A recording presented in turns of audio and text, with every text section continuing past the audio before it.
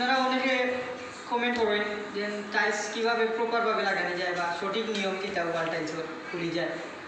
তো এইগুলো অনেকে ওয়ালও গ্রাডিং মারেন, অনেকে আবার দেখছি আমরা বিশেষ করি টাইলসের আউটসাইডে গ্রাডিং মারেন।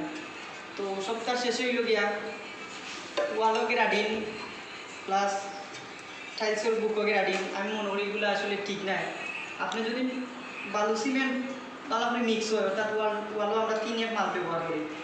যদি আপনার 3 মালটা হেল্পারে ভালো করে মিক্স করিয়া মাল বানায় আর আপনার পালা ফিটিং হয় প্রেশারিং করিয়া, যে আপনার ওয়াল টাইলস কোনো সময় গুলিয়া করতো না। আর অনেক মিস্ত্রি আছে হালকা মাল দিয়ে লাগাই দেয়, তো ওই টাইলসগুলোর কারণে আপনার ওয়াল টাইলস গুলিয়া করে। দ্বিতীয় হয়েছে গিয়া টাইলস যদি বিজানি না হয়, মনে করা অন্তত পক্ষে ওয়াল টাইলস আধা ঘন্টা 20 মিনিট আপনি বিজাই তুলব, বালা বিজানি হইলে আপনার টাইলস কোনো সময় খুলতো না। তো আমি আপনারা দেখাই একটা পিস কীরকম লাগাইলে আপনার টাইলসগুলো খুলতো না, আপনারা দেখো মিক্স ভালো হইতে হইব।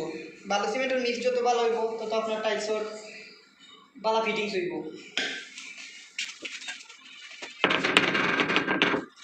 আপনার টাইলস লাগানোর সময় মিস্ত্রি যদি পালা করি মশলা দিয়ে লাগায় তো আপনার টাইলসটা কিন্তু এবি দেওয়া, যদি কম মাল দিয়ে চুকাইয়া লাগায় তুই লাগি তো ওইগুলা কিন্তু আপনার টাইলস খুলিয়া করার প্রধান কারণ আমি মনে করি। তো আপনারা দেখুন আমরা কীরকম ফিটিং করি।